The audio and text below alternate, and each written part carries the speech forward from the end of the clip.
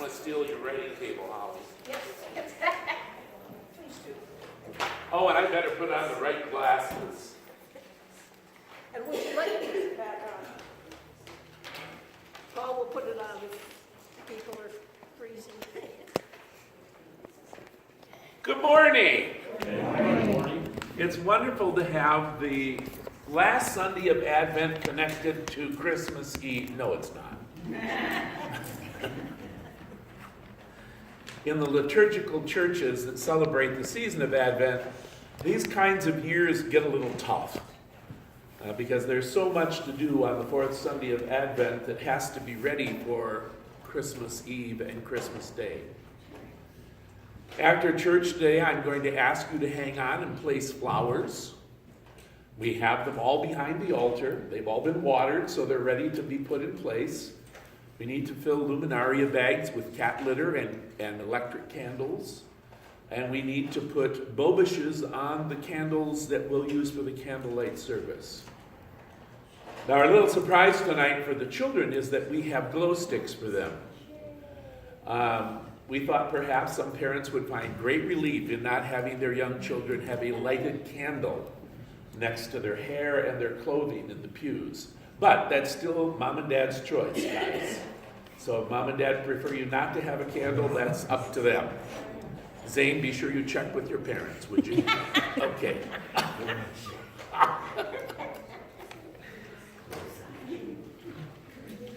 Oh my goodness.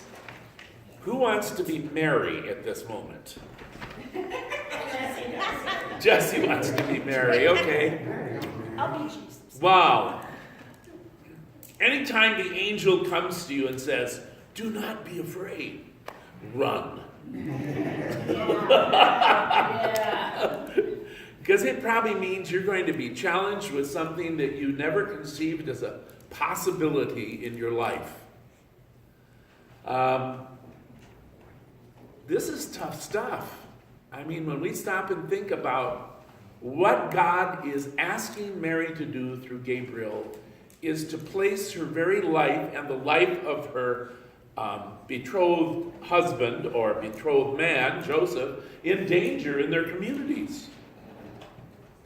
For her to get pregnant or for the perception that this older man had gotten her pregnant, it would have been devastating. It would have meant being stoned. It would have meant being driven out of the community.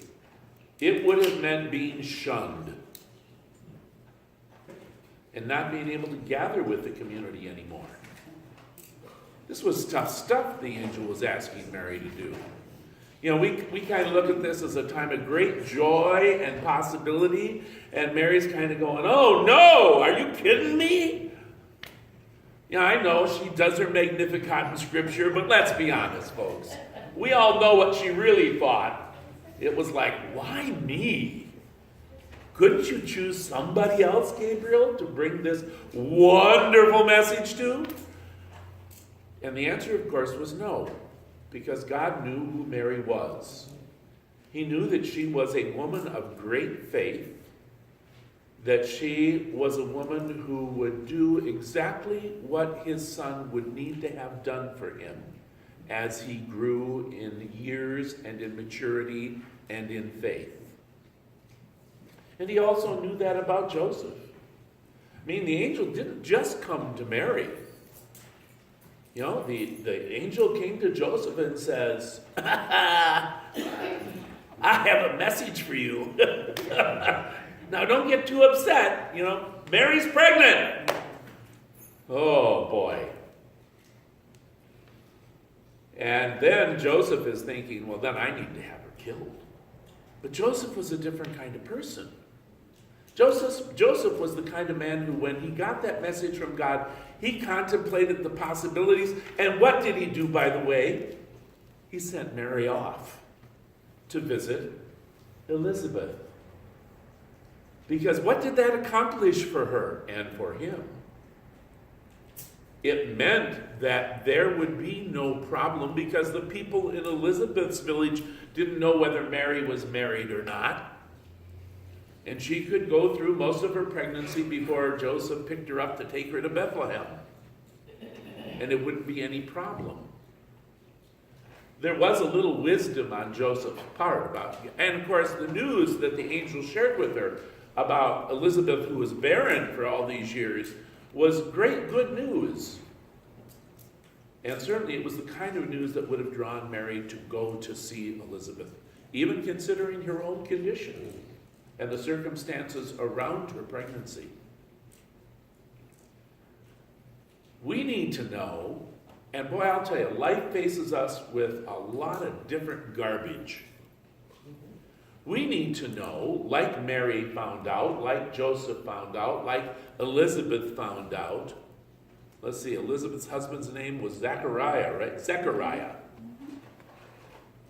He was stunned. He didn't speak until that baby was born. Actually, he didn't get to speak because he had kind of spoken against God doing this, and kind of kidding God and joking that God would never give them a child. And so the angel told him, "You will not be able to utter a sound until this child is delivered." And his first words when his son is born is to name him. He will be named John. There's lots of shocking stuff in life. And our lives are full of it. You know, I rented a car on Monday because my van was in getting the U-joint replaced. It was a recall from Ford. I was in the new car about 5 minutes, on golf links, headed into the church office. And I looked down for about that long. And there, sitting in front of me, was a nice, brand new Cadillac sports car stopped. And I was only going about 45. And I knew I was going to end up in the back seat of that car.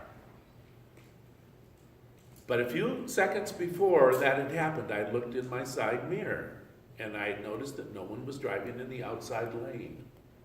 So when I locked the car up and the brakes started slipping like they're supposed to, I just cranked the wheel and went around that Cadillac, and all I could think of was, man, keep going because this guy's coming after you. Maybe he was just so thankful that I didn't plow into him. And there was an accident a rear-ender accident, imagine that, on golf links. There was another rear-ender accident that the lane that wasn't involved in it had stopped to gawk at. And so I almost created another one of those circumstances. And the thing I needed to know to calm back down was that God was with me through all of that. In my senior years, that God had been with me when I almost totaled a rental car. Thankfully, I had signed on the line that says, if you damage this car, it will be paid for by the rental company. But there would have been a lot more damage probably to me than to the car. So it's important for us to understand the situation that Mary and Joseph find themselves in, and yet the angel comes and says, but God is with you. Just as God spoke to Moses and told Moses, I am with you, and I will send someone with you who will speak on your behalf when you go to the Pharaoh and you find it hard to speak to him. After all, Pharaoh and Moses were just kind of like brothers. I had a hard time talking to my older brother. Every time I approached him, he slugged me in the shoulder. I suspect that there was a lot of competition between Moses and Pharaoh. So it was important for the angel, or for God to say to Moses, I'm with you. You are not going to do this by yourself. And when the people ask you, which they will, who I am, you tell them I am who I am. And you remind them about the faith of their ancestors that brought them here to be safe in Egypt during a very difficult time. It wasn't long after that the kings came to Mary, and long after the birth of Jesus, that the kings came to visit them and bring them gifts, that they needed to flee for their lives, because once again, the children of the Hebrews were going to be murdered. They must have felt, Mary certainly must have felt, that God was with them to not have this child who had been proclaimed as God's own son be destroyed so quickly and easily by Herod. So in our lives, in this season of Christmas, because nothing's difficult at Christmas, right? Tried to go to a grocery store lately the last 5 days? Yes. Been to a department store? It gets pretty rough, doesn't it? Lots of people, lots of angry people, lots of frustrated people all over in the community. Or maybe we live in a divided family, and it's difficult for us to allow that division to take place, especially at this wonderful time of the year that Christmas is supposed to be, and to have our children be someplace else instead of with us. Or if we have military children who are away back at their deployment with their families, who we know are going to be miles and miles and miles away from us. Just like Dylan and his wife. You know, that's a hard thing. Just like Reynolds' dad, when he's been overseas. That's a hard thing, and it makes it a little easier when we remember that God is with us, and God is with them. Or when you fall off the roof of the construction job you're doing, Terry, it's important to know that God's with you on the way down, and with you after you land, and with you after you recover. Same as with cancer, Julie. One of the crucial things of healing is having faith that God is with us, resting his hands on us constantly. It doesn't mean necessarily that the thing we're going to have to go through is going to be a whole lot easier. It just means that we aren't going to go through it by ourselves.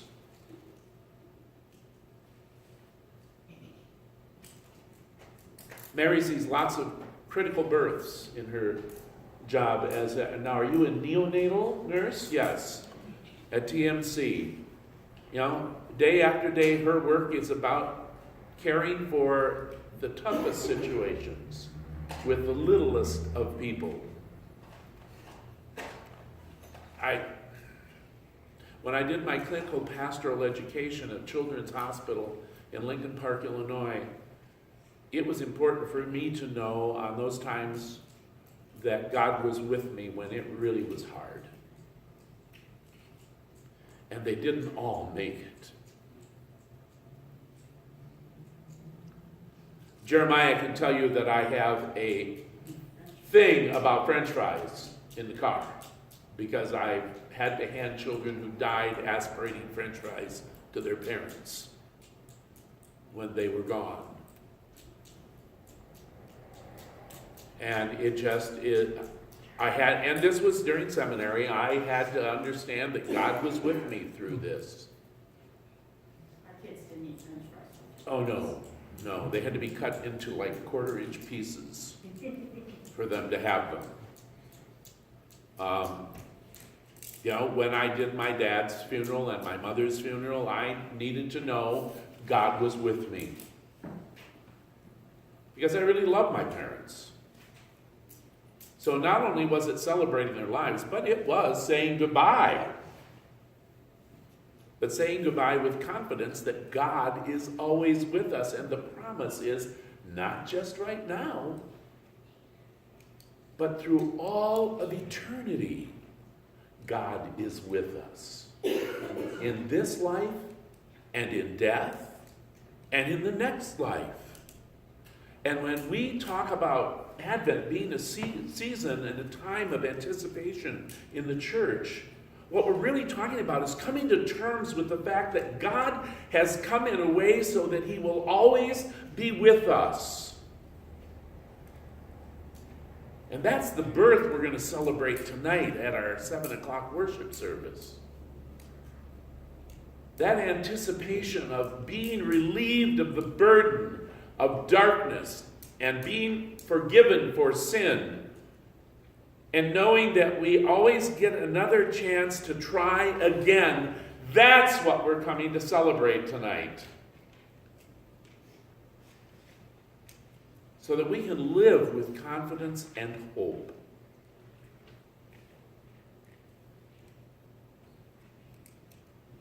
I don't know about those of you who have grandchildren or children around you a lot, but right now it's a tough time with our boys. They're just a little hyped. Just the tiniest bit hyped. They're extremely unreasonable. Yes, and they're very unreasonable. It's a tough time of the year with them. They have great hopes and expectations for Christmas morning. But in the meantime, they're so excited that they forget they have to care for each other and care for mom and dad. And that makes it tough. But God is with them, and thankfully God is with us. We always know we can call the Sergeant Lisa Karchner to come and just lay the law down.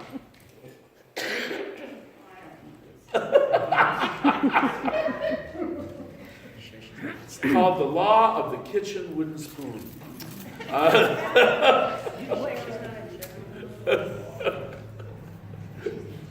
Okay, admit it, folks, you did it too.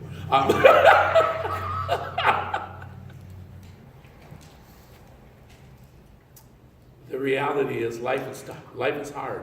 Mary's, if you've ever watched any of the the accurate movies that were done about the life of Mary and Joseph and how simple and difficult life was in their time. To be able to come and know that God was with them in an even more difficult situation, in a situation when women frequently died in childbirth, because there weren't doctors, there were only older women who were well experienced in delivering children, but they were able to offer C-sections and all kinds of things that needed to happen on the spot in small villages for babies to be delivered healthy, or mothers to survive the delivery process.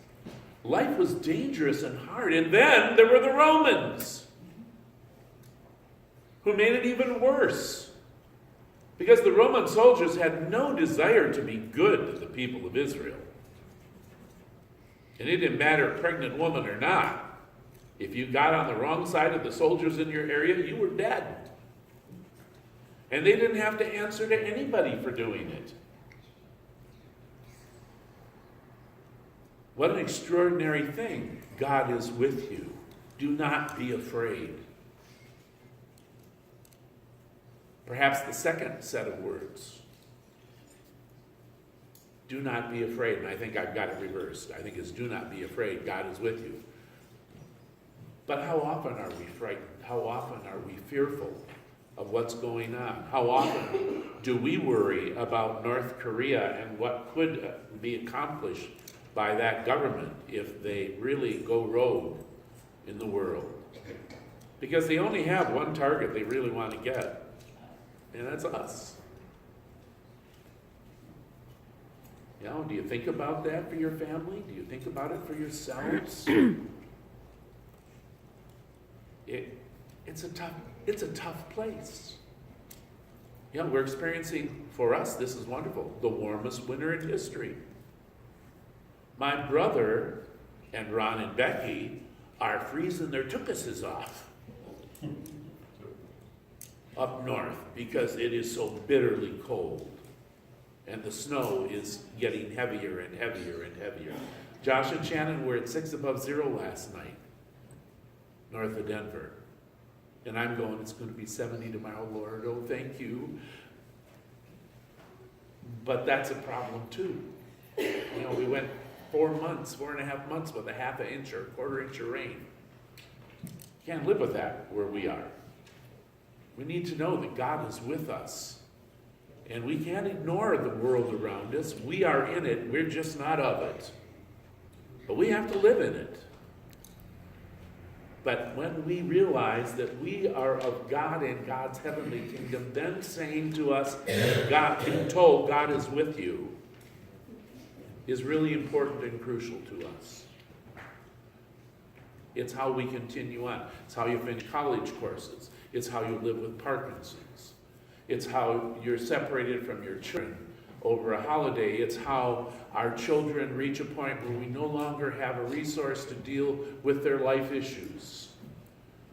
God is with us. We need to remember that. Because we're not in charge. No matter what we may think, we are not in charge. We are God's charges. And I'm glad God doesn't tell us what's coming for us. I really am. Because I'm not sure I'd want to keep going if I have to face what may be ahead of me that I've had revealed to me. But God gave us just enough to know that we can do it because He's with us. So let's celebrate with joy in these last hours of Advent, the anticipation of the birth of the one who will make God with us all of the time and make it tangibly evident for us that God has intended and always has kept His promise to be with us. In the name of Jesus Christ, amen. And yes, we have a hymn after the message.